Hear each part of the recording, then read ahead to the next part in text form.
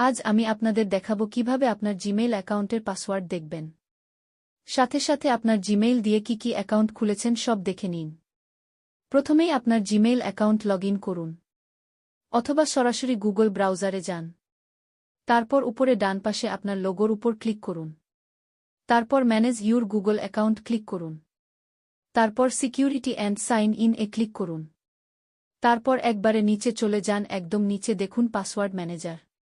এখানে ক্লিক করুন, দেখুন আপনার জিমেইল দিয়ে কি অ্যাকাউন্ট করা হয়েছে সবগুলো এখানে দেখা যাচ্ছে।